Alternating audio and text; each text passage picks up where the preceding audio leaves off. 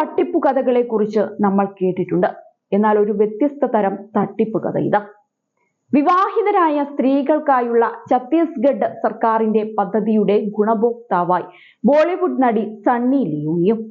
ഛത്തീസ്ഗഡിലെ വിവാഹിതരായ സ്ത്രീകൾക്ക് അവരുടെ അക്കൗണ്ടുകളിലേക്ക് പ്രതിമാസം 1000 രൂപ ലഭിക്കുന്ന മഹ്താരി വന്ദൻ യോജന പദ്ധതിയിൽ നിന്ന് പണം തട്ടാൻ വ്യാജ അക്കൗണ്ട് സൃഷ്ടിച്ച് നടത്തിയ തട്ടിപ്പിന്റെ കഥയാണ് ഇപ്പോൾ പുറത്തു വന്നിരിക്കുന്നത്. വീരേന്ദ്ര ജോഷി എന്നയാളാണ് സണ്ണി ലിയോണിയുടെ പേരിൽ വ്യാജ അക്കൗണ്ട് സൃഷ്ടിച്ച് മാസങ്ങളോളം പണം തട്ടിയത്. ജഗദൽപൂരിലെ ഒരു സ്വകാര്യ കമ്പനിയിൽ ജോലി ചെയ്യുകയാണ് വീരേന്ദ്ര ജോഷി. ഇയാളുടെ ഭാര്യ പദ്ധതിയുടെ ഗുണഭോക്താവാണ് എന്ന് ജില്ലാ കളക്ടർ അറിയിച്ചിട്ടുണ്ട്.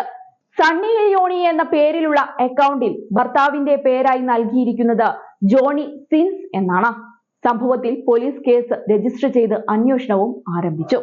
പദ്ധതിയുടെ അർഹരായ ഗുണഭോക്താക്കളുടെ പരിശോധനയിൽ വീഴ്ച വരുത്തിയ ഉദ്യോഗസ്ഥർക്കെതിരെയുള്ള നടപടികളും ആരംഭിച്ചിട്ടുണ്ട്.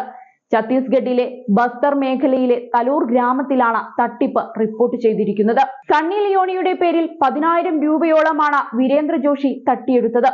സംഭവത്തിൽ വിശദമായ അന്വേഷണം നടത്താനും ബാങ്ക് അക്കൗണ്ട് കണ്ടുകെട്ടാനും വനിതാ ശിശുവികസന വകുപ്പ് നിർദ്ദേശിച്ചിട്ടുണ്ട്.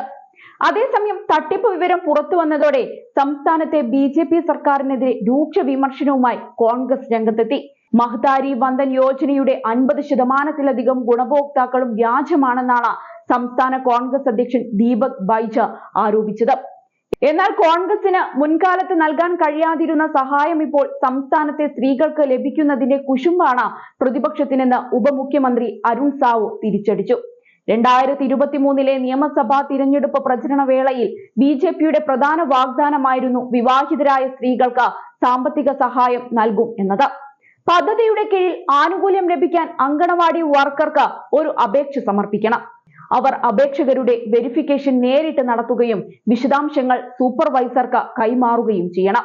പുതിയ സംഭവ വികാസങ്ങളുടെ പശ്ചാത്തലത്തിൽ അങ്കണവാടി വർക്കറും സൂപ്പർവൈസറും നിരീക്ഷണത്തിലാണെന്നാണ് ജില്ലാ കളക്ടർ പറഞ്ഞത്. ജോഷി ഒരു പ്രത്യേക സെലിബ്രിറ്റിയുടെ പേര് ഉപയോഗിച്ചത് എന്തുകൊണ്ടാണെന്ന് അന്വേഷിക്കുകയാണെന്നും കളക്ടർ പറയുന്നുണ്ട്.